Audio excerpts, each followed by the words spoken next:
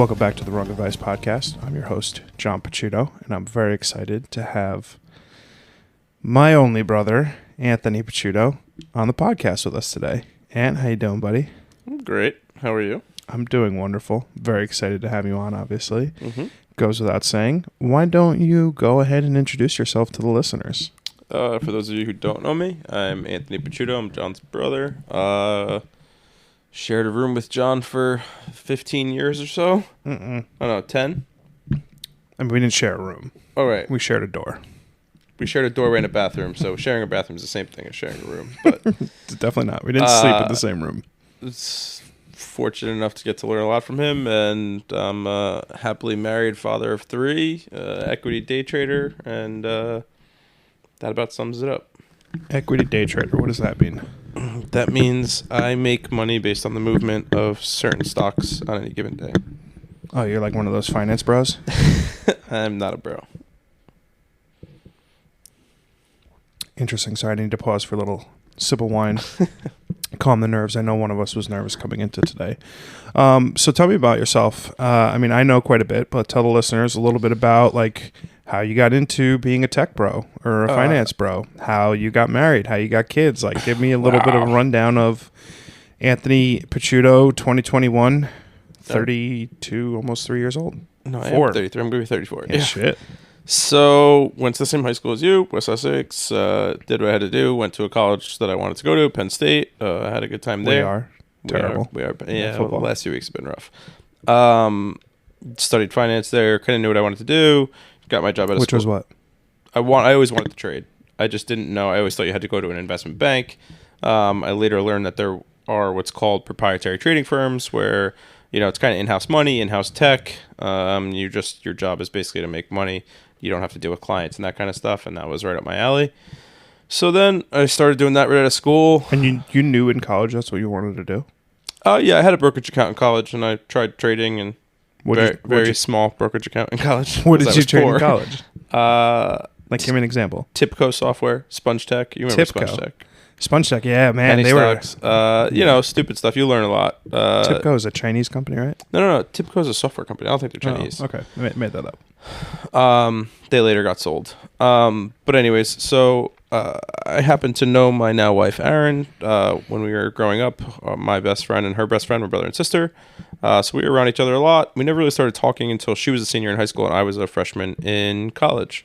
We started talking. She came to visit to see if she wanted to go there. You guys smooched? We kissed, yes. It wasn't the weekend I was there and slapped you in the face, was it? Probably not. Definitely. Yeah. And then, we started talking all the time and whatever. We started dating at the end of her senior year. Dated, exclusively when she was a freshman. And then we realized, like, hey, we don't see each other. Let's kind of, like, give this space. Like, we're pretty sure we want this to be it. But we're really young, and it's, not really working with no cars and no funds to drive back and forth. So didn't you have my car for a short period of time? Maybe Impala? one weekend. Oh. I never had a car at school ever, really. Never had the Impala? I might have had it, like, between Christmas and Thanksgiving or something like that, but I never had it handy. Funny story. I was with Mom, 3-4 days ago. We were running some errands for her, and I parked next to like the exact car that I had, like the that light baby silver powder blue or whatever it was. I was like, oh shit! I was like, this is my car. She was like, you never had this car. I was like, what are you talking about? You had that and just had the Cobalt. Yeah, I was like, wow, this is my very first car. I was like, this was like the fucking best thing ever. This was the difference between you and Jess and me. I never got my own car. My first car that I had myself, I bought for myself. That's not even remotely true. Yes, it is. My first car was the Jeep. Mom and Dad got you guys the Cobalt and the Impala. Correct or incorrect? I paid $100 a month. Okay, fair enough. It might have only been $200, but I paid $100. Back then, that might be true. So yeah, that's where I got. I've been lucky enough to survive in my business, which was a hard business to survive in. And Aaron and I got married 7 years ago now, and we have 3 beautiful children. I just had my youngest son is 6 months old. I've got 5-year-old. To the day, right? Yeah, to the day. To the day, yes. Yeah. My daughter's about to be 5. My middle daughter just recently turned 3. So, Mariella, Liliana, and Anthony. And, Yeah, the fatherhood is chaos and joy. 7 years, that's crazy. Hell of a party, hell of a wedding, good times, greatest best man speech of all time, obviously. Mm-hmm. I mean, we'll see after Jess's wedding, but yeah. what do you think Matt's Mucha's going to give a better speech than me? Oh, right. I was thinking of my speech. Sorry. Oh, your speech? My speech. God, you're going to be a sappy loser, and you're probably not even going to make it halfway through. We'll see what happens.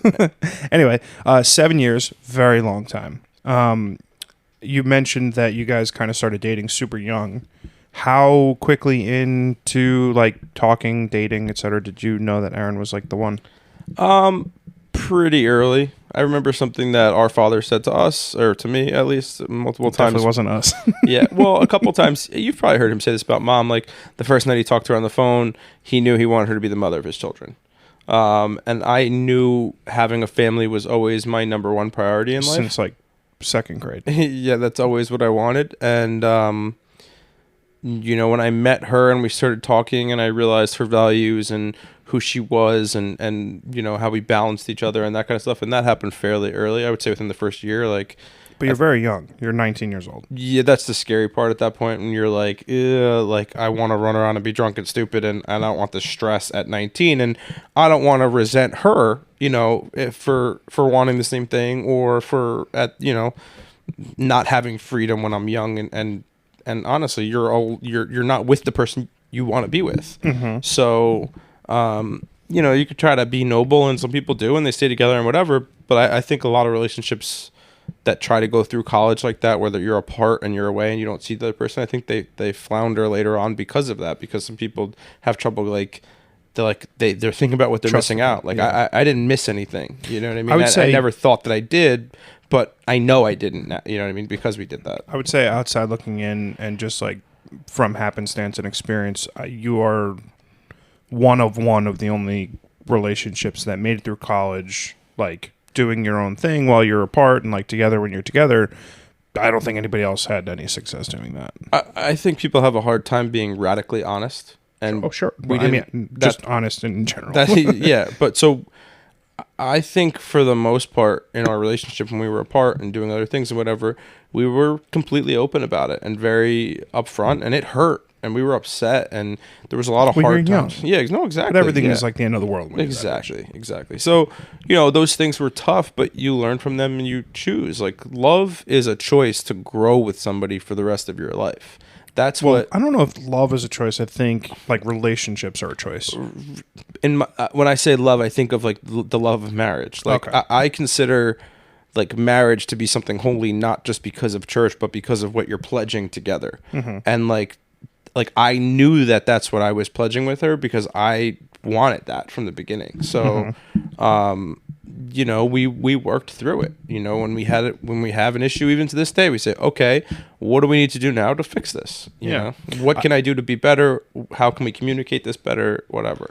Obviously, it's one of the relationships that I have like the closest association to, because you're my brother and she's my sister-in-law, and we spend a ton of time together. So it's easy to, like, from the outside looking in, see like what a good relationship looks like. And I said it at your wedding. It's still something that I am hopeful for, that one day that I could meet someone and have something, somewhat to the degree that you guys have something. For sure, not the 3 kids, but definitely some of the other aspects. The reoccurring joke of like pretty much our entire like brotherhood is you've had the entirety of your life planned out since you were like 7 years old, and call it old at heart, call it old soul, whatever you want to call it. What about the planning and the execution of everything that you've kind of gotten to today has matched up to your expectations and your realities, and how much of it is still a work in progress? I would say everything has far surpassed my expectations. I never knew the levels of joy that children could bring. I don't think I ever really understood what the word joy meant until I had children. I do. It's a good glass of red wine in my hand. A good glass of red wine does it for me too. I would say a lot of times I look back at, it's not like we had no wants in the world growing up, whatever else, but sure, we've worked our whole lives. Yeah. I've always worked, and I just feel astoundingly grateful, there hasn't been any letdown. It's always just like, all right, what's next? What can I do next? And like we've talked about, Aaron and I are trying to start a nonprofit. We're currently in the works with that, and you just kind of see like, what else? What do you want in life? And you can go get it, whatever you want. That's the real. Well, the funny thing, I'm glad you brought that up, is because like you have planned out the entirety of your existence, and you've gotten, I would say even, let's call it from like 7 years ago, like pre-kids, buying a house in your hometown that you always want, like whatever, pre all the things that have like kind of happened. Gotta interrupt. I didn't always want to move back. Oh, okay. I always wanted to move further away, but okay, fair enough. Well, whatever. I didn't know how hard kids were then. Continue. Yeah. Allies and extra hands do help. Yes. For sure. Aside from like the things that have like occurred in the last couple of years, you basically did everything that you wanted to, or like got pretty close 7 years ago when you married your best friend. You had a great job. You're making a ton of money. Like life is really good. Did you have any, and now what then? Like, did you ever have any, like, even up till like that point, like shortly after you come back from the honeymoon, No, I never had that until I hit a certain level of success at work, and that's where the nonprofit came in. And that was the now what is, okay, what we should be doing good. We've been fortunate. We were, came from a good place. We are in a good place. Let us try to help those who get to, one step further in their lives. So it wasn't so much like multiple years ago. It's just over in the last recently year or so. Yeah, for sure. And is that primarily due to like work success and like financial freedom, or does it have more to do with the fact that like you finally had a son? Like how much of this is like, you like there's obviously a plethora of factors that roll into something like that. I just think I'm always thinking about different things. So for me, there's never like the now what is just like, well, okay, what do I want to be doing? The only thing I want to do right now is sleep because I have 3 kids, Should have thought about that maybe. No, but that's the thing. And Aaron and I go back and forth about a 4th child or not. And at the end of the day, the only reason I don't want a 4th child is because I want to sleep. And you could take like a 3 to 4 year break, right? Yeah, but I don't want that. If I'm gonna have another kid, I want them to be close and then just kind of be done with this stage of the chaos. I'm like, I look forward to the older chaos. I think I'm better at like that. Like 2, 13, and 14, like a 13 and 15-year-old girl, and yeah, like 15, 13, 11, and 9 would be a fun chaos. Like I could deal with that. I could deal with that. Would not be the adjective that I would throw in front of chaos. Well, so here's the thing you have to keep in mind that you might not know this is I've always thought about myself as a father in the ages of like 8 to 18. When you were 8 to 18? Because that's like what you remember as a kid, maybe 5 to 18. I mean, I don't remember shit from when I was 5, but yeah. Those are my first few memories, right through 3 to 5. You have a couple smattering here and there. But my point is, like, so you think about, like, fathering in those stages of life. Like, the impact that you'll make on your children. And just, like, you don't think about the fact that you're getting anywhere from, I don't know, if it's a bad night, 3 or 4 hours of sleep to, okay, you have a good night, it's 8 hours of sleep. Mm-hmm. We grew up, we slept a lot. Well, yeah. We were always good sleepers But that has nothing to do with like what our parents were doing sleep-wise. No. I know. I was definitely not a sleeping baby. No. When you're a baby, no, you're colicky or whatever. So at the end of the day, what it comes down to is, I don't have a lot of those what-if moments. Really just trying to figure out. No, it was a what now, not when if. Yeah. Yeah. I think. Because there is a certain. So. Finances aside, like kind of white picket fence, children, dog, 0.5 acres, like all the things that like go into like building a life aside, there is a certain number of emotions and feelings that human beings encounter when they reach their goals, right? So like you've been checking boxes off a list that you've had written down since you were a child, right? Like get married, dream girl, kids, check, son, check, house, check. No, I'm serious. Daughters too, for the record. I mean, you wanted 4 kids, so yeah, I would imagine it wasn't like I want 4 boys. But my point is that there is like a very common kind of phenomena for someone to reach the pinnacle of what that moment in time is representative for them, and then to then look around and say, now what? So aside from, let's say, the nonprofit that you guys are putting together, like what else? What are you looking at 5 years down the line besides like fatherhood, work? I think sort of like you, I've found other passions in life, And I think like as the different stressors and time consumptions of fatherhood change, I would like to follow some of my passions a little more. Like, I mean, even hobbies. Like I thoroughly enjoy climbing. I would like to be doing that regularly, but that's hard to do when you have a 6-month-old. it's hard to do anything when you have a 6-month-old. Right. So, I've started writing. I've started, I really do enjoy going to the range and shooting. And like, I would like to get good and take some lessons and maybe, compete one day. Same thing with trap also. Like, I thoroughly enjoy those things. And this is something I talk to Aaron about often. And I want her to have more things because I think it's good for everybody to find different passions and luckily for me, her passions are currently our 3 children. So, it takes the burden off, me a little bit. And it is the most important and 110%. hardest job. She's got the hardest job. Yeah. I ask her all the time, like, do you want to go back to your regular job yet? And what is her answer? She's like, no, I'd still be doing this. Yeah. So, Right. I mean, she was working 50 or 60 hours a week during the pandemic. No exaggeration. And taking care of our kids full time. It just wasn't sustainable. And thankfully we were in the position that we could be like, what are we doing? This isn't healthy for you. Yeah, no, for sure. Obviously it's almost 2 years now has brought upon like a lot of problems, growth. It's just like been a huge catalyst for people over the last 2 years with COVID, kind of like it being a pivot point for a lot of people in their lives. What kind of lessons did you learn, about yourself over the last 2 years, and what have you taken out of like whatever strife or hard times that you had over the course of the last 2 years that you're going to use moving forward? I think for me, I think about work more so than anything because the volatility of my income can be hard. Because it's fully commission based. Fully commission based, and there are months where you don't get paid. And I think like this goes for anything in life, right? And I always used to say, oh, they're just better than me, or oh, that person's just doing XYZ. And at the end of the day, anything in life is just about figuring out how to get where you want to be. You can get there. Yeah. The question is just, what are you going to do to get there? Or like, what are you willing to sacrifice? Exactly. And, to do better at work, I've had to deal with bigger swings, and that's an adjustment. And, I've kind of had to grind down my mind a little bit to not think in real terms, Sure. Because at the end of the day, for those people who are listening or not really, understanding what you do, you basically bet on a daily basis X number of dollars in trades, and you execute these moves and these things that you're trying to do, but it's not your money that's at risk. It's the firm's money,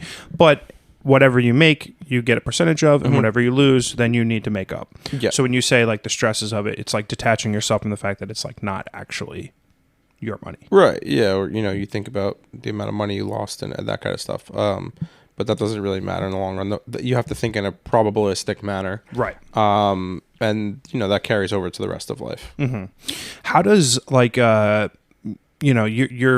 kind of job works on like an hourly basis, a daily basis, a weekly basis, monthly basis in terms of like payouts and stuff. But like, how does like a good day shape your mood and like your emotions, and how does a bad day shape your mood and your emotions? You're asking a question you know the answer to. It depends. Yeah, obviously, I know the answer to it. It's different. It's definitely different. This is something I've realized recently, now having 2 more people in the house, is I used to commute in and out of the city, so I had this built-in buffer before I would see... Like a decompression period. Exactly.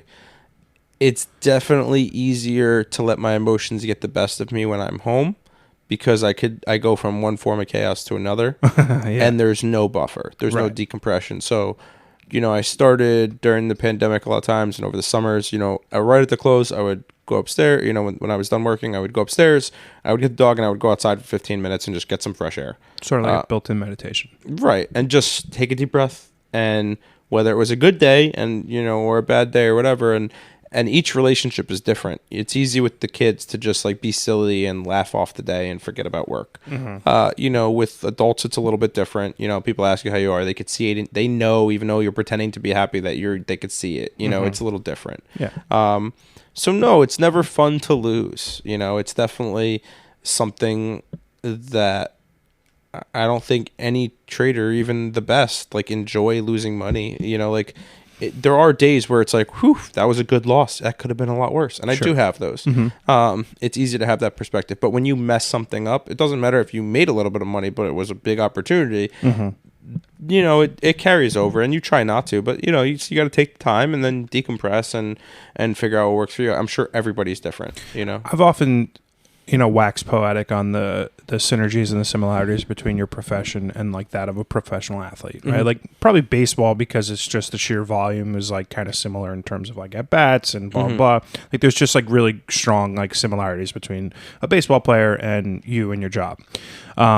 300 gets you in the Hall of Fame as a baseball player. What gets you into, I guess I'll say, retirement Hall of Fame in trading? So that's an interesting question because it's different for every person. I would say for the average person, if you can be above 50%, it makes your life a lot easier. So a 500 hitter. 50% in terms of like being wins to executed. losses. Okay. Yeah. But the reality is it's all a factor of expected gain.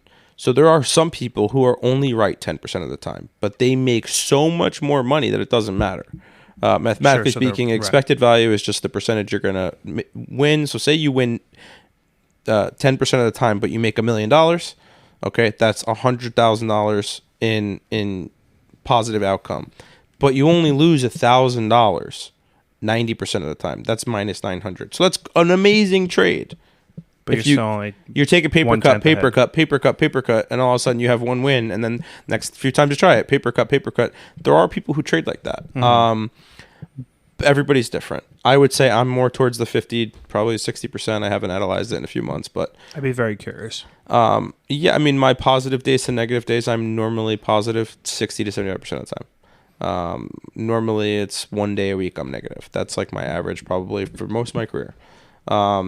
So that's daily. If you want to get granular and get down to each trade, there's also multiple trades in a certain symbol. So yeah, you know what I'm saying? Yeah, so, I'm just more so like, you know, if obviously your profession has afforded you some financial freedom to do the things you want to do in life. So that gives you the opportunity to be forward thinking about, well, you know, what am I going to do next? The what now being we're starting a nonprofit. And then the next what now I would imagine is something to the extent of like, okay, how much longer do I really want to do this? How much longer do I really have to do this? Like, so those are kind of where I was coming at from a contextual perspective. Yeah, I still got a long way to go, but yeah. You know, 3-4 kids, it's expensive. Well, I mean, it's going to be like $4.5 million to send them to college by the time they're 18. So I mean, it'll probably be easily $500,000 to put the 4 of them through. $500,000? It's gonna be way more than that. 125 a year. Yeah, but we're not even gonna discuss this. That's even because you're just gonna get anxious about it.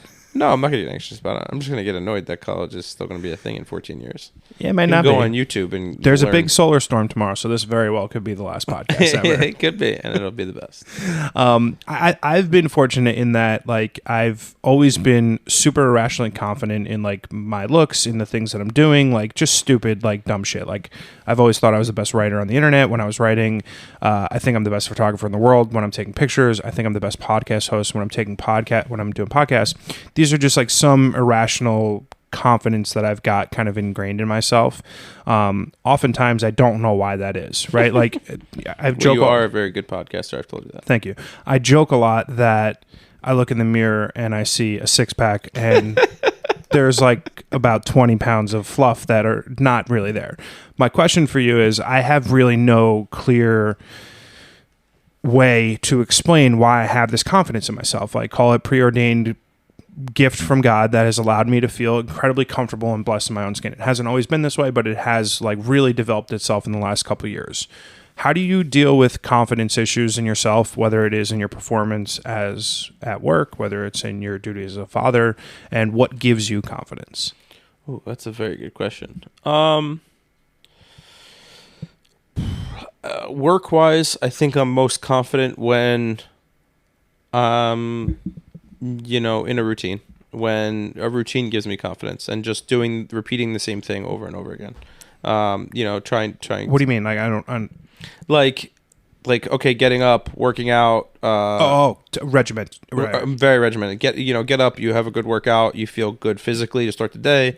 You log in. You go through your notes. You're doing all the things step by step, and sticking to that, and not over trading before the market opens, and really just.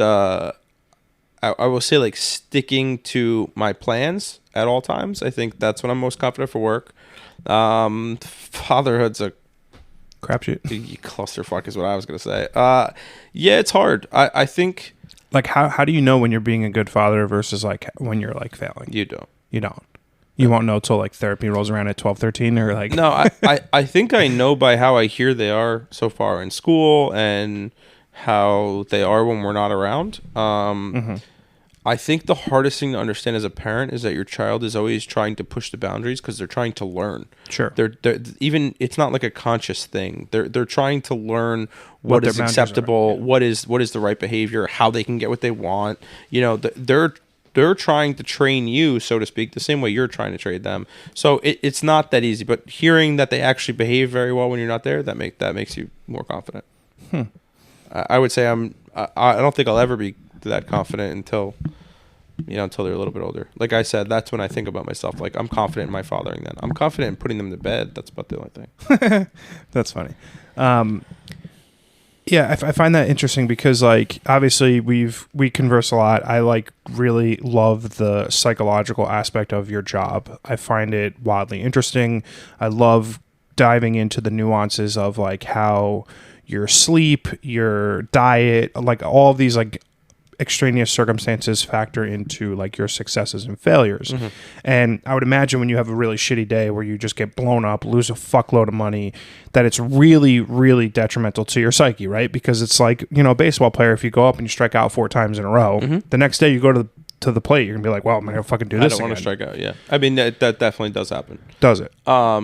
Yeah, I mean I'm struggling right now for the first time in 2 years, and it's one of those things where you are like, okay, what do I have to do? And so what I've done that I will be reading on Monday morning is I've written rules and almost like a letter to myself in the past when everything's going swimmingly, so that I know, it reminds you, like, these are the things that you need to put back in place. These are your speed bumps. These are your Triggers. your things to stop bleeding. Like one of the biggest things that like people don't realize is in my business, I think that's why a lot of people blow up, is when you start struggling, like right away, the first few days, your number one priority is to stop the bleeding. You have to close the wound.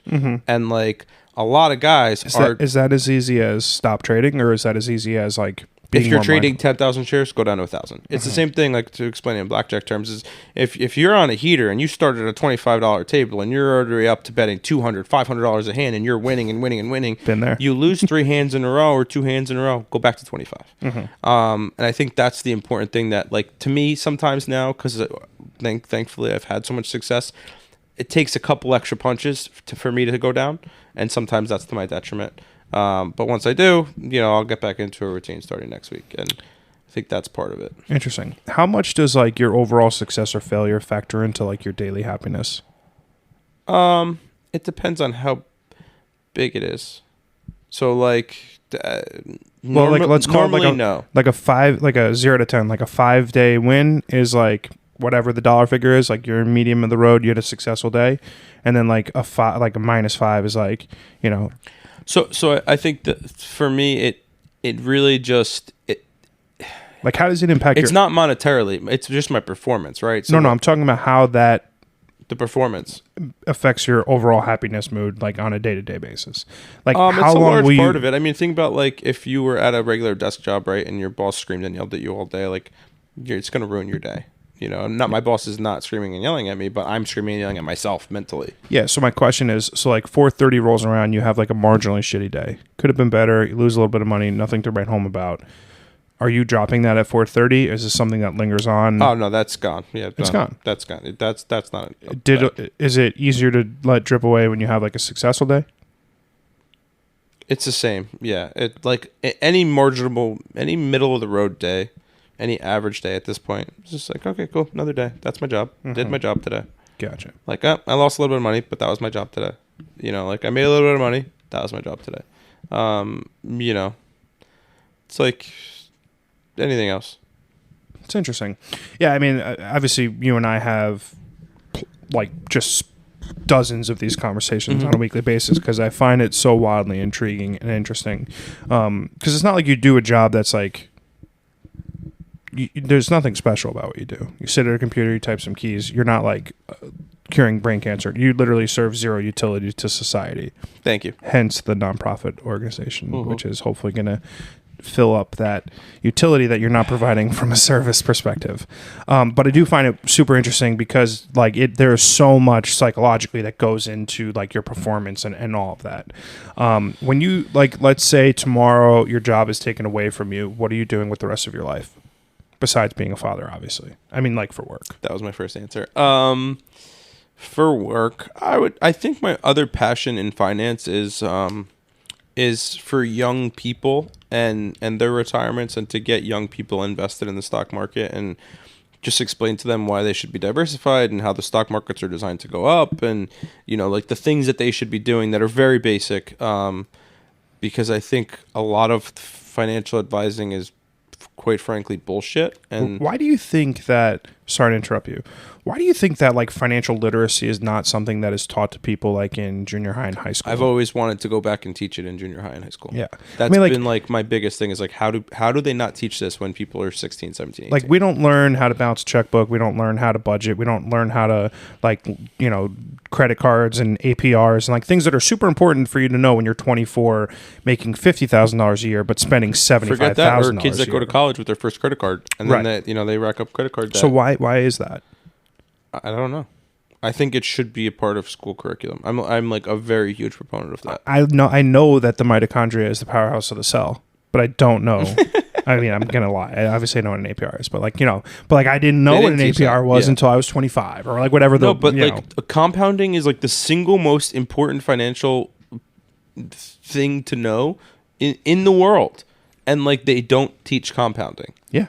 They don't teach anything. So like that to me is like the most important thing. So if you weren't working in finance, what would you be doing?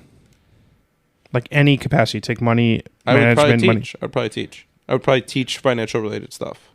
To like I just have a financial school. mind. That's how I've always thought about finances. Like I can never remember a time where I wasn't like, oh, I see how this even when we worked with Dad growing up, I loved like, okay, this is a good customer. He gets 25% off. Like, I'll figure out that math. And then I mean, when I was a kid, I don't know if I've ever told you this. When I was a kid and I would go to the bathroom, in the bathroom, I would count either all the tiles on the floor or like all the... So you're Rain Man. No, I'm not, but I'm not that smart. Or like all the screws in the vanity or whatever. Like, I always enjoyed numbers. Okay, Rain Man. Go on. So I kind of would, no matter whether I was in finance or teaching something financial related, I think I would do something number related, or I would write. I do have a couple different like fantasy sci-fi ideas in my head. Okay, A.G. Riddle. Yeah, right. I could. Yeah, be like him. He retired early. Yeah. Something like that, or I would probably write about relationships. I think Aaron and I have a lot to share with the world. As to how to have a healthy relationship. And obviously we have ups and downs, but I think a lot of people could learn from us, quite frankly. It's funny. So I'm glad you brought up relationships. Obviously I did a bit of writing on the interwebs in my 20s, and a lot of my dating and like love advice was like, do as I say and less as I do. And it came from a position of like, I've always been in like relationships, dating people, like multiple people, like not like one solid relationship. Who do you think has better advice to give from a relationship perspective? Someone like me who's been in a multitude of them, or you who's been in one healthy relationship? I think just kidding. Well, no, there's actually like a fairness to that question, because you've had different experiences. I've only had mine. Yeah. But I have had different experiences within mine. Sure. And I think, I like to think of myself as a pretty good friend to my friends. So I've experienced a lot of other people's relationship from various viewpoints. Mm-hmm. And I will say most of the time my advice has gone over pretty well. So, and has been effective for them. So I would say me in the long run, but I do think, what you need more experience. I needed to see other people's relationships as we got older to kind of figure out how I could fix things in ours sometimes. So, I think you can garner that experience, whether it be through various relationships of your own or just through life. Sure. I really think communication in all relationships, not just, loving romantic relationships, but friendships and family and everything else. Like, a lot of people struggle to communicate, emotions and hormonal levels and all that stuff. Like, people don't realize how much like is going on chemically inside of you in every different interaction that you have. Another thing that's not taught, but yeah. Well, yeah, I mean, that's like some serious biology and physiology of like what is going on inside your body as this stuff's happening. And the only reason I have done any studying on it whatsoever was for work. Sure. Was to see the chemical effects that were taking place in my body that were causing me to make bad decisions. That's interesting. I like that. I think we've had a unique relationships. Obviously, growing up, I bullied you a little bit as kids, and then I like never really thought that. Besides chubby one tooth. Yeah, call me fat consistently every day for about 10 years. But yeah. Sure, that's not mean. Like you call, but like I always just took it as because like I always took it as like a brotherly rivalry thing. I never like. Okay, so back to my initial point. So like, I think we're lucky to have each other, and like obviously lucky to have Jess as well. Like it's because of our parents that we've got such a strong bond between the three of us. But I think over the last, like, I don't know, call it 3 or 4 years, probably maybe since like Marielle's been born, so called 5 years, you and I have developed like a really special like friendship and bond, and like I would consider you like my best friend, even though you're my brother. Ew, don't cry. You're such a loser. I'm not gonna cry. I'm laughing. I'm trying not to laugh. Getting all teary-eyed. But it's been like a real treat for me because we're able to have like very frank conversations about finances, about hopes, about dreams, about relationships, about like kids, like so much stuff that like I don't know if that's common for like every sibling to have with their sibling. What is the hardest part about being my brother? Being short. Okay. I mean, you're tall and I'm short. That's the hardest part about being my brother. I don't know. Honestly, I never. I'm trying to. That was my first instinct. What else would be hard about it? I guess just being a little guy. Like, I feel like people don't think we're related at first. Like everybody, you know how many times people thought me and Jess were twins? Yeah, because you're both short. She's a good height for a girl. She's 5'7". You're short. I'm short. Yes. No, I don't know. I could fit on an airplane better than you, but yeah, and only one of us can afford to fly first class, and it's not me. No, honestly, dude, I don't think anything's ever been hard. I've always been grateful. I always come back to the one thing you said to me a long time ago. I think it was when I first started work. And it was like, don't take life too seriously or you'll never get out alive. I didn't make that up. That was from a movie. No. I know it's like a famous quote, but when you said it to me, it was very on point. And I think that sentimentality has greatly informed my life as a whole. That's how you live your life. Yeah. Given the few health issues I've had with the nerve problems and things, I was having heart attacks all the time. I have looked at life a little bit differently in the last few years, but it's hard to not take things seriously. And then we've had conversations before about how infinitesimally small we are in the scheme of the universe. It's really funny. I recently tweeted out. Like I was looking at the full moon like a few days ago. It was huge. I was like, does anyone else look at the moon and think like how infinitesimally little and small we are? And this girl who I'm friends with on Twitter responded back and she was like, no, it's like the exact opposite. It like makes me feel so important and so like huge in the grand scheme of the cosmos that I'm standing here. I think she's in California, sitting on a beach, looking at this giant moon and like feeling like this immensity of the universe. And I was like, wow, isn't that so funny that like, I would say I'm like a very big picture kind of person, like fate, karma, the whole 9 yards. And I have a complete opposite impression of like looking at the moon. Yeah, I'm actually kind of blown away by her response too, because that's how I think about it. I think it was in Hitchhiker's Guide to the Galaxy. There was this machine that they used to torture people, and the main character in the book couldn't be. It was psychological effect. Right, he was too dumb. No, it showed you how small you are in the universe. I remember this, and it was in one of them. And it basically like drove most people mad to realize like how you are less than a pebble of sand on a beach on Earth compared to the whole Earth. Oh yeah, and when people, I guess, realized that, they would like go crazy, and he was just like, oh, I already knew that, and like he was fine. That's funny. I don't remember that. Yeah, so I think about that a lot because it's like we all have our troubles and our stresses and whatever, and everybody's got anxiety nowadays in different ways and whatever else, and then you look back and you say, like, what else is there?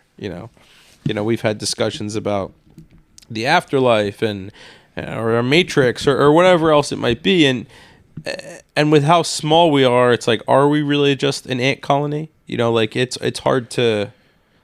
I asked the question, so I guess we can get into it now at the end of every podcast on if the people that I'm chatting with believe in an afterlife, and I do know that you do, and I think we have like this shared common belief that like there would be no purpose to life if there wasn't something after, right? Like it's like there's no possibility that some fucking gooey substance in the ocean rolled up on a sandy beach, morphed into 51 different things, and then like, oh, boom, monkeys turned into humans. Like there has to be some sort of cosmic design that created mankind. And like, listen, we could wax poetic. I gotta stop saying that. I've said it so often on so many podcasts lately about like what the meaning of life is and like what happens after. And I don't really want to get into that because it'll just take up too much of our time. But I do believe that there is a purpose for why we're here. And that purpose is not for me to go to work 9 to 5, pushing paper on something that makes me miserable. That is not for me to, stress out how many likes I get on an Instagram photo. It's not for me to worry about, how many Twitter followers I have. Those are so inconsequential to the grand scheme of the meaning of life. And it wasn't until the last couple of years where I started questioning, like, what am I doing? What is my purpose? Why am I here? That I've felt like the most comfort in my own kind of skin. Well, that's good. I would say to go along with that, like I love the quote that's like, would you rather live your whole life thinking there was no afterlife and no higher power, no God, whatever you want to call it, and then finding out there was? Or would you rather go your whole life believing that and then you find out that there's nothing anyway, it doesn't matter? Well, you wouldn't find out. Right, exactly. So it's like, what's the point? What's the point of not believing? Well, the point of not believing is to make it easy on yourself to not worry about things. Because, like, in terms of the context of, like, what else, right? What else is out there? It can go one of two ways. You can believe that there is something else, and then that can do one of two things. It can make you calm and, like, believe that, like, everything in life happens for a reason and, like, you're put here for a purpose. Or you're like, oh, shit. I can't go through a red light because I'm going to go to hell. Or I'm going to like, you know what I mean? Like, so like it can go one of two ways. So I would understand why there is context to like whether, what the degree of your kind of belief system looks like. I think I've been fortunate enough that like later in life, I've found like my biggest passion, which is like photography and taking pictures. And, I recorded a podcast earlier this week that I haven't posted yet. That's like, I'm happy and discontent. Like the premise of the conversation that I have with myself is that I wake up every morning incredibly lucky and blessed to like be me, right? Like I'm super comfortable in my own skin. I'm very happy that I get to chase the dreams that I'm chasing, but like I'm super discontent on like the progress that I'm making in the career that I've chosen, right? Like I'm not shooting the cover of Rolling Stone magazine or whatever it might be. Like I'm not doing these things yet. And then like you have to realize like I have to realize that I've made tremendous strides in a 12-month period of time to get to where I am today. So my question for you is, what, besides your kids and your wife and your family, what inspires you? Getting better. At? Everything. Give me an example. Lifting, getting stronger. Work, getting better. Smaller drawdowns, higher highs. Being a better father, even though that's not what you said, not that. But it's just an easy answer. I mean, no, a better reader, a better consumer of knowledge, a better brother to Jess. You know what I mean? Like a better son. Just being better. Being the better to best version of yourself. Yeah, 100%. That's all I think about. I think about is did you ever think about that when you were like younger? Every day. Yeah, that's where we so drastically differ in terms of like ourselves, which is very interesting to me because like obviously we led greatly different lives in our 20s. Like I was partying and getting fucked up and going to clubs and getting bottle service and like doing all these things that I thought were like important, right? And like I had a great time. Like they were great. Like I have no complaints. I have no regrets. Had a blast. Didn't really do anything of consequence in my 20s. Like I didn't whatever, XYZ. But it has all led me to the point of today where I'm now appreciative for that time because it taught me a significant amount of lessons. Right. But I don't know that I could have had that kind of level of context in my 20s. Like, to be a better version of myself wasn't something that I considered 21 to 22. I've always thought about it, but I think I've just looked at it in a different light now than I did then.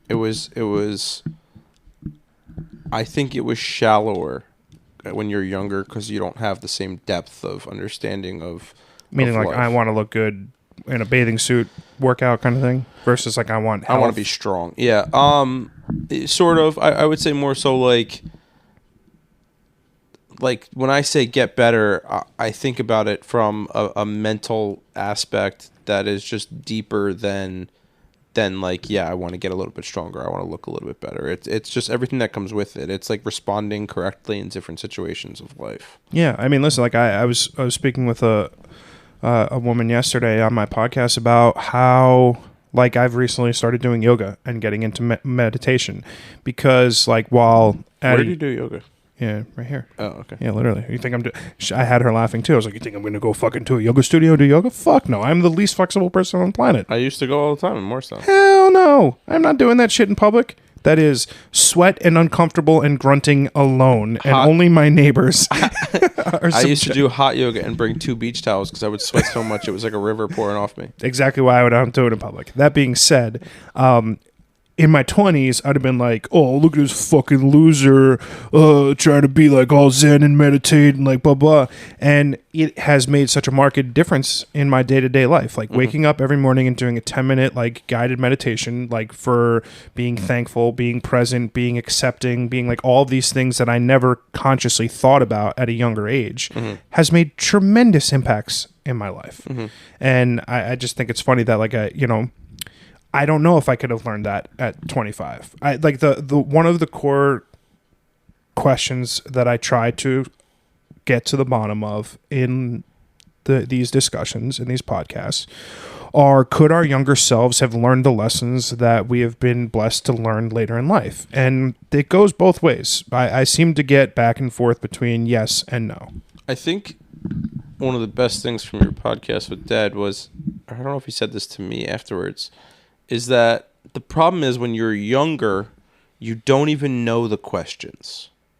He did say that, yeah. I think that's like the reality of the situation is when you look back, like, yeah, like I was saying about getting better, like, yes, I was trying to, but I like didn't know why. Like I was saying, there just wasn't depth to it. And I think that's like part of like, as people get older, like your emotions have more depth to them. There is more than just the flash in the pan or whatever. There is a bigger reasoning behind it. There is a greater understanding of the anxiety that caused it or the buildup of emotion because of certain circumstances and all of these things. And what happens is as people get older, they either get better or they get worse. There is no, at a certain point you level off and kind of probably stagnate at whatever your emotional level is going to be. Growth, but yeah. I think you see people like not be able to deal with life and get into drugs and alcohol and kind of drink themselves away in our society, or you kind of have like, I would call it enlightened people who are just happy on a base level that is above average. And I think that's because like you create these layers of depth to your emotion where like, and obviously I've kind of always been a fiery person. So it's something I've had to work on because I can't afford to be fiery at work. And when I am, I lose money. End of story. Yeah. So like I have every single bad trait for traders who have blown up. Oh. And I've managed to... Is that because you're born in January at 8 p.m. or whatever? It's like, yeah, whatever. That Napoleon meme, complex, right? Yeah, right. Whatever. Bald. But at the end of the day, like I've done the work to understand the feelings, to do these things, to put speed bumps in. And like, that is how you create the depth of the emotion so that when you feel the emotion, you realize where it's coming from. For me, it happens to mostly be a fear of lost time. Is that your biggest fear? Time? I've come to the conclusion over the last 6 months through some studying of mental techniques and whatever else that I don't necessarily have FOMO of like missing out on a trade or whatever. I have a fear of having lost the time, of not made money, of not Is that the mindset that can only be attributed to a father? Because you're not building wealth for yourself anymore. It's now like building like foundationary. I mean, it's still for me at this point. I'm not. Well, you know what I'm okay. saying? Yeah. You've reached like a comfort level that is good for you. If you were a single guy with no kids and no college expenses and no diapers and no food and whatever, I would still say I'm not where I would want to be, but that's beside the fact. I'm just saying. Yeah. Is that aspect of it something? There's way more. Yeah. And there is like, life is short, right? Like I could get hit by a bus tomorrow, and like I almost got hit by a car last night. Yeah, it's like you want to leave as much as you can for them, obviously. You know, like know that they're taken care of, and I don't really worry about that because I'm very fortunate to have somebody as brilliant as Aaron to be like, okay, I can go get a job and do very well, and like I don't have to worry about that. You know, I did worry this weekend for the first time because we were on a plane together, and I was like, this is terrifying. You know, like it's the first time with 3 kids that we were kind of whatever, and I was like, this is scary. And did you have anxiety when you got on the plane?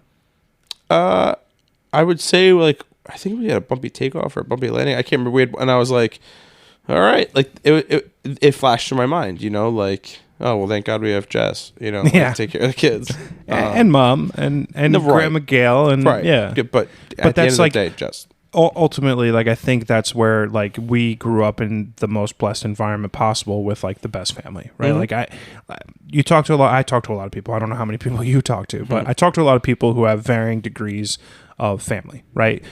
Maybe they have 1 or 2 parents. Maybe their parents are still married or divorced. Maybe they've got siblings. Maybe they don't. Maybe they have a close relationship. Maybe they don't.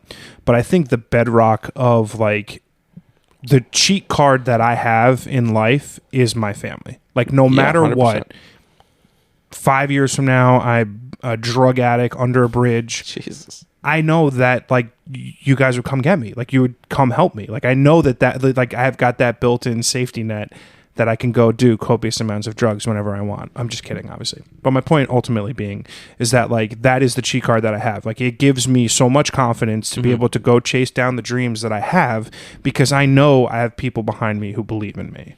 Yeah, I mean, I'm glad you feel that way. Obviously, that's kind of how I feel too. I always say that like to our parents, you know, I don't feel like I could ever do or say enough how far ahead I feel like they brought us. It's our cheat code. Yeah. It really was. It's like back, left, right, up, down. Genie, Jafar, Aladdin, Naboo. Yeah. Oh my God, I've got that console. I just think we should break it out when this is done. That's so funny. Yeah. Genie, Jafar, Aladdin, Naboo. Genie, Jafar, Aladdin, Naboo. Oh my God. Pretty sure it's the Genie only board. the OGs, Super Nintendos are going to know what that is. That is fucking great. Oh my God. Wow. Talk about a tangent. That's so funny.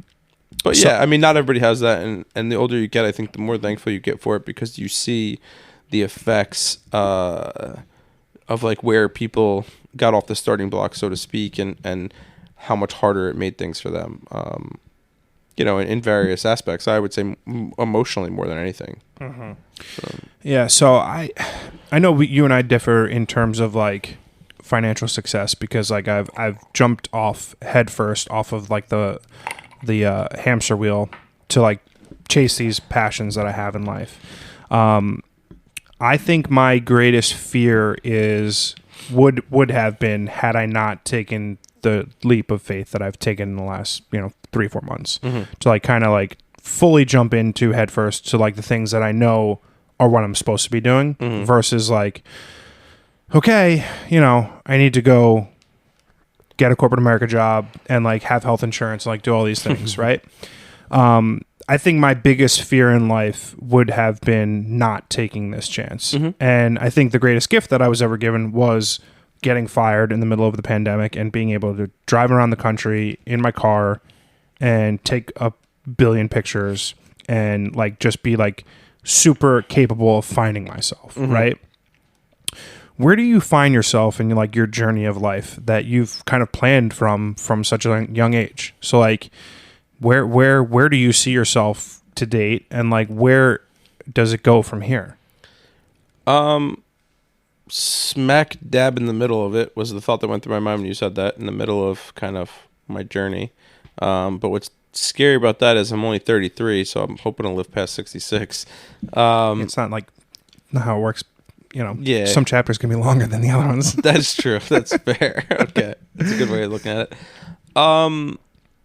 Where am I? What's next? I will say for the first time, I don't know. I'm just trying to embrace the chaos of childhood with the kids.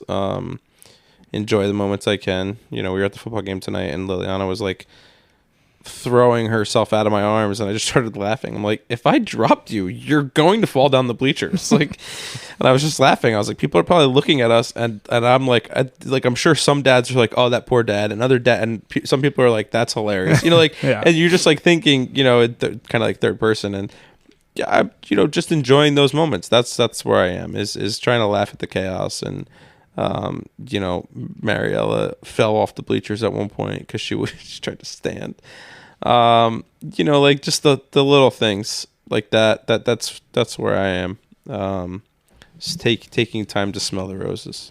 And how do you do that? Like when there's like constant chaos around you, when there's like 3 kids, one's crying, one's eating, one's that's so cheesy.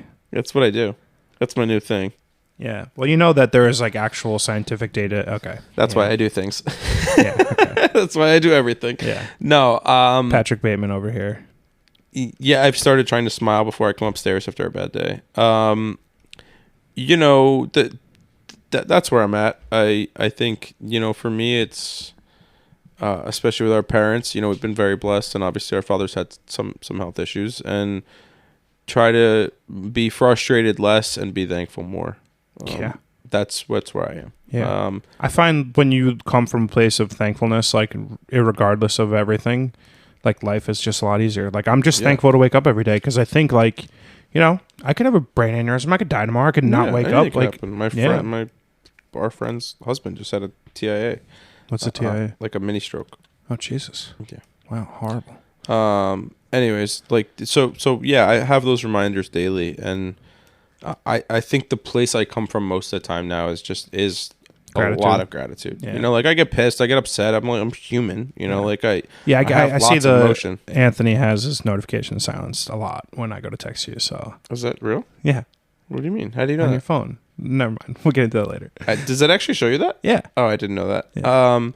So the gratitude. It's super important. Right. And as to where I'm going to a beach for a week at some point. Oh, you mean when you're actually allowed to leave the country? Yeah. I mean, legitimately, it's funny because I think about my 10-year anniversary all the time, even though it's 2.5 years away still. Because like we've always said, we're going to go back to the resort we went to. We're not going to do any excursions, and we're just going to just plop on the beach and eat good food. But you're going to have kids with you. No. Oh, you're not? No. I'll pawn them up on all the family members. I think I'll be away that week then. I think, like, I don't want to say, like, I was ever an asshole. I think I was... We all were, John. Yeah, okay. So, like, I don't want to say I was an asshole. I want to say that, like, from a young age, like, call it, like, 15 to 25, I was caught in between being a person that felt like he needed to put on a certain personality trait and or a certain act to be like a certain way, whether it was like cocky or outgoing or whatever it might be, and then like a dickhead sometimes, versus like I think I am a person, I hope I'm a person who has a good heart, who like wants to see other people be successful and happy, and fundamentally like probably the core mission behind this podcast is like having conversations with people about life to make sure that they're like leading their life with happiness. Like, that's ultimately what's super important. And I've only gotten here with like peaks and valleys, ups and downs in life. You've kind of maintained this same kind of even keeled, like, well, outside looking in, this kind of even keeled, like plan ahead, have everything kind of cohesive and in order from like the jump. And I'm curious, like how has it been, from the outside looking in, kind of like easy for you to kind of maintain like being that same kind of rock of a person? Well, I appreciate that. I don't know if I deserve that because the reality is like I've had plenty of volatility. I've had plenty of struggles. Multiple times I've almost failed. I've almost flunked out, so to speak, of my business. Mm-hmm. I don't think it has anything to do with you being a person, though. No, but like success in like work. No. I guess it's funny because you like you said from the outside, I know the turmoil that was going on during the inside. You know, when Graham died, when Graham died, when Dad was sick, when whatever. So I have no idea even what you're talking about because I know the chaos in my own mind. Sure. And one of the best pieces of advice I think the pediatrician gave us, he's got 4 kids, he just said embrace the chaos. And I think I embrace my inner chaos. I think maybe that's why it looks like it from the outside is because I'm also, the only thing I think I do better than most people, to be completely honest, is I know what I need. And I know how to fix myself. And I'll say, hey, I'm not thinking straight. I think I'm not going to go get a blood test, but I might be like my cortisol. I could tell my cortisol levels are high. They are right now. You know, I might need to go for a 3-mile run, pound it out, which is good, long for me because I'm fat. And, go for a good hard run and, clear my mind and make sure I get a good workout. I got to eat right, whatever. Tell me. I might need to have 5 bourbons and just blank my mind. Start fresh. So now tell me. Slate, feel like crap, whatever. Is this the level of internal cognition that's something that you could have had at 22? Ooh, 22? No, 25 maybe. Okay. So I don't think at 22. But I think... Because I agree fundamentally with what you just said. 2 days ago or 3 days ago when it was like super rainy and depressing, like shitty out, like I felt myself having like that sort of seasonal affective disorder. Like I was like really in a funk. I was unmotivated. I didn't want to follow up on any emails that I had. Like I had a bunch of stiff stuff for work that I didn't do or wasn't going to do because I was like, fuck it. It's like, I'll do it tomorrow. It'll be, my head will be clear. And then like literally, like you said, cortisol levels. I went to the gym. I ran, I lifted weights, I worked out, took a shower, and then I was like ready to like fuck the day up. And I would never have done that 5 years ago. I never would have done that 2 years ago. So like that level of internal cognition is something that I've only recently been able to like adhere to. Could I have taught that to myself at a younger age? Yes. Interesting. But this is something that I've said to Mom before about like learning about myself and the mental aspects and the physiology and all that stuff is like I've had to seek things to fix my mental state younger because of my job. Well, sure. Because of a relationship. Yeah. Because of where I've been at life, I have been forced to, shit or get off the pot. You have to figure out what works and what doesn't. And I've searched for those answers and I continue to because as I, the overarching theme of what I've said is I want to keep getting better so I can keep learning. I can keep, figuring out what works for me. And I try to, help people and my friends and whatever and be like, well, I read this, like this is really interesting. And like, wow, some of how your brain is reacting is crazy, and same thing like with the relationships and it kind of all goes together. I have often been quoted as saying that we live in like the most exhausting time in the history of humanity. And I don't know if that's because access to perceived information or access to perceived drama is just 4.5 microseconds or scrolls away. But the core of like where we're at as a society is like we've never been further connected than we are or like more entwined than we are and yet also never been greater divided. How does those kind of like sentimentalities of like great drama that is surrounding the world impact like your daily life as like a father and a worker and like a person? I think I've said to you a lot of times like a lot of it I don't worry about. I think the phones and that whole aspect is like a totally different thing with parenthood, and it's terrifying. Yeah. And when you read about and listen to what these have done to our brains and how we're basically continually getting dopamine releases and you think about that and like giving it to your kid and when I'll never forget with Mariella, I think she was like 18 months old when she first like grabbed the phone and was doing something on it and how her eyes lit up. Yeah, when we took it away, it was like a drug addict. And we were like, oh, so like now we very much so use the phone only as a tool. If it's like, okay, we have 15 minutes, we have to have a conversation. Like, okay, you can play one game and then daddy will be right back. And then he's taking the phone away, and it is very regimented and structured because you realize how bad it is for us. And I think cigarettes and phones are like the best analogy you could ever have, because when our parents were kids and they got hooked on cigarettes, they didn't know how bad it was for them. Sure. We are the first generation of people with these phones, and we are addicted, and we don't know how bad they are for us. Ooh, that is so good. So, did you see that, or you made that up yourself? I did not make it up myself. Okay. I read it somewhere. That is so good. And the first time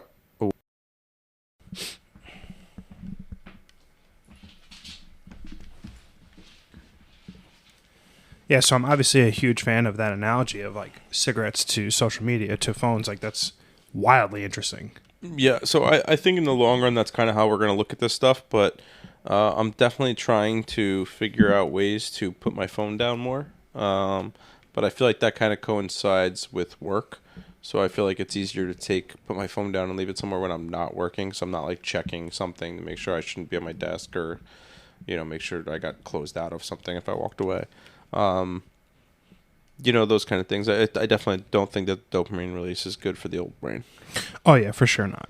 I mean, I think it's funny. So I think my mood can, on a day-to-day basis, be directly contributed to the amount of hours that I spend on my phone. I think the days where I have good days, more often than not, 5 hours or less. And I know that sounds crazy, but like, a lot of my quote-unquote job and like life is That's fair. Posting on socials and emails and whatever. Like, a lot of that is done via the phone. How have you managed to stay off of the greater amount of social media, like the entirety of your adulthood? Well, I really only use Twitter, and that's mostly for work. And You don't tweet. I don't tweet. I would say I realized life was much more interesting in person. And I don't like the voyeurism of it all. Once I realized that, like, the amount of time I was wasting just scrolling down Facebook, maybe 20 minutes a day or 40 minutes a day or an hour a day, depending on the day, I was like, this is not getting me where I'm not getting better doing this. I'm getting worse. Oh, yeah. So that just didn't coincide with like my core belief of getting better, and that led to me being like, okay, well, I could be spending an hour a day on Facebook, or I could spend an hour a day reading, and I love to read, so why would I not be doing that? Oh yeah, totally. And it definitely hurt a couple of my friendships, some of which don't exist anymore, others which had like, I needed like a smoothing period of like, hey, I'm sorry I missed your birthday. The only reason I knew everybody's birthdays all these years was because of Facebook. 100%. So I started putting everybody's fucking birthday in my calendar, In your calendar? My calendar. Yeah. I was going to say my Google Calendar, and I said calendar. Yeah. So, stuff like that. And, the people who are important, it's in there. I still forget sometimes, even though I get a reminder. Well, when you have 3 kids and you sleep 3 hours and... Yeah, whatever. So, but, like, I've definitely had friends be upset at that before, and it's like, sorry, I've been upset about that before, but when people forget... I mean, obviously, you've never forgotten my birthday. I never forgot your birthday. I mean, you didn't get me a present last year, but I won't forget it. Sure. I like to spend the last bit of every podcast doing kind of like a quick Q&A. You've already tackled the Do You Believe in an Afterlife one, but like these are meant to be like kind of quick hitters. Some of them are like whatever. What's your favorite book? Ever? Or like 1 or 2 or 3? Kingskiller Chronicles is a great series. Prince of Thieves is a great series. Nerd. AJ Riddle's good. You like him? He's super nerdy. But I don't have a bro. favorite book. Okay. I like a lot of trading books too. All the Market Wizards books are my favorites. What's one book that you've read that you recommend everybody read? Ooh, Richest Man in Babylon or The Greatest Salesman in the World. Those are 2 of the best. Okay. What's your favorite movie? Oh wait, I also forgot Awareness by Anthony DeMello. Okay. Sorry. Favorite movie? Or like 1 or 2. I don't know. I'm sort of a sucker for the Avengers movies nowadays. So I think... When do you have 3 hours to watch a movie? I used to. I find them entertaining. I don't know my favorite movie. It might be like The Prestige. I don't know. It's a good one. Yeah, dude, I enjoy anything good. I'm not like Cinephile. this is the best ever, because it depends what mood I'm in. Like if I want something where I'm thinking, like it's totally different than if I'm like I want to sit down and hear loud noises and see things get smashed. Like, yeah, I'm going to put on Transformers or Avengers, you know. Yeah, okay, fair enough. What's your favorite food? Okay, my mother-in-law makes a chicken cutlet in a Madeira wine sauce that she puts eggplant on top of and artichokes. Artichokes, interesting. Okay. That's like probably my favorite. Not like pizza, burgers. I love everything. It's probably why you're getting a little thick there, pal. Strong. What are you most proud of? My kids. I mean, is that like such a cop-out? It is, but probably my relationship with Aaron. What's your biggest regret? Not playing lacrosse in high school. Really? You're 4'11". You couldn't play lacrosse in high school. That's the only. I was thinking like what I've regretted in life. Taking my job was like one of the hardest decisions in my life. Because of the non-salary aspect of it? Right. There was a salary in the beginning, but it was very small. I had a very good offer for something else. No, it wasn't. I'm here to tell you. It was just, that you killing millions of Americans by selling tobacco products. I'm just kidding. But it was a great offer. Sure. Ultra is a great company. They have good benefits. It was everything that Safe Anthony would take his entire life. Which was shocking when you didn't take it. I remember sitting down with you. And the reason was, though, how I got here. The reason, not to cut you off, the reason that I answered this question that way is because that was always the one thing I didn't want to have was regrets. And I really don't have it. Like, that's why it's like funny that lacrosse is the first thing that comes to my mind, because I was like, that's a great sport. Like, I really wish I played it. I don't have any regrets in my adult life. Like, I wish I've gotten increasingly good of doing the, like, well, I'm going to do this so I don't regret it later, right? Like, I think that's an easy way to live life, like, now, like, post-COVID, for you to be like, yeah, I'm going to go get dinner with a buddy who I haven't seen in 5 years on a Wednesday night when I know I'm going to be tired on Thursday because maybe one of us will get hit by a bus, right? So I've gotten really good at, like, it's not FOMO, it's like regret, like mitigation. Yeah. And I don't have very many regrets in life because I look at everything that I would have done differently as a valuable lesson. And I couldn't be where I am today had I not done something dumb, dated someone terrible, whatever it might have been. And I didn't know that until I knew that. I will say the other regrets I have are just from being like a young drunk asshole, testosterone laden, whatever. I use stupid things here and there, but like those things, Yeah, that's fair. I'm sure you have a few of those. I don't know what you're talking about. I often say that, like, a lot of our life is like regimented, and probably doubly so for you. Like, get good grades in high school, get to a good college, get a good job. Where do you see yourself in 5 years? 5 years away from retirement. So you'll be retired in 10 years? I want to be. Okay, that's cool. I think I can be if I reach my potential in what I do for a living. Yes. Nice. What is the best piece of advice someone's ever given you? Wow. I got to think for a few seconds here. Wow.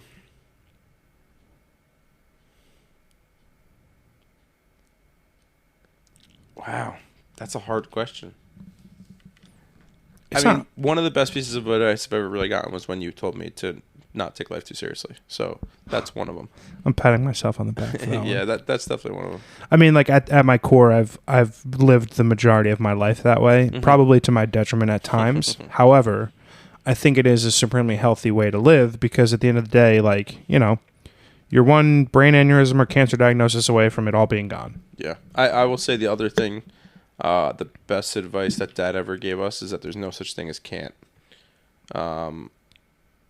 And that seems like a you thing. I don't think he told me that. He said that to us as kids over and over again. If we were raking leaves and we were tired, I'm too tired. I can't finish. There's no such thing as can't finish it. If you're going to do a job half-assed, don't do it at all. I'm sure you remember that one. Yeah, because I did do a lot of things half-assed. I still do. Yeah. What is your best piece of advice for people who are hearing you on this podcast for the first time? Figure out what you want and work towards it. That's pretty good. That's it. That's life. along the way, you will get better. There'll be ups and downs, and I firmly believe that for 99% of the people listening to this podcast, there's really not much that they can't do. Yeah, you have access to all the technologies of the Western world. You have except for our like India listeners. Right. You have whatever. You're in a prosperous nation. You have access to technology. I mean, listen, there are people who make 6 figures a year off of Twitter. Mm-hmm. Sadly, I'm not one of them. I should be. But there are master classes on Twitter. People who you spend $100 and you buy their course, and they'll tell you what they did.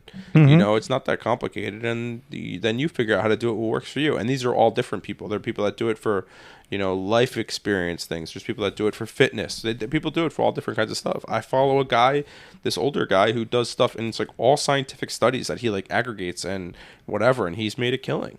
Now cool. He does one-on-one coaching and whatever.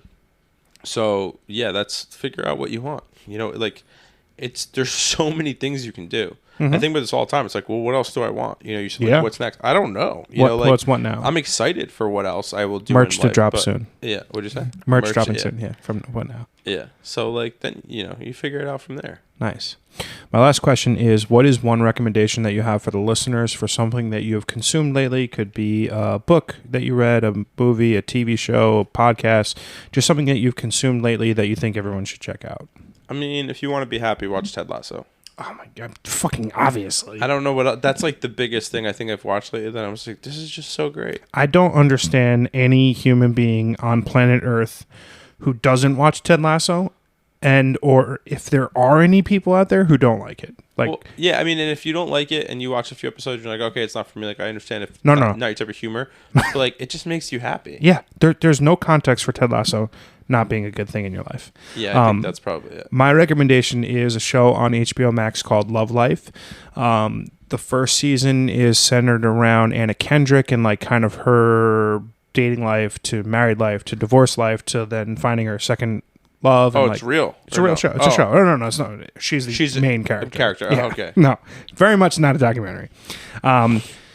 Second season is starring the actor who plays Chidi on A Good Place. Love him. He's amazing. And the show is just so good. I watched the first episode of the new season today. It's just so great. It's so wonderful. I think everyone should check that out. Dude, thank you so much for coming on the podcast today. It was an absolute pleasure to have you. Obviously, I don't say this enough. I love you greatly. You're my best friend. You're my boy, Blue. And I'm just so happy that you're my brother. I love you too. I'm also happy to be your brother. And congratulations on 50 podcasts. Thank you very much.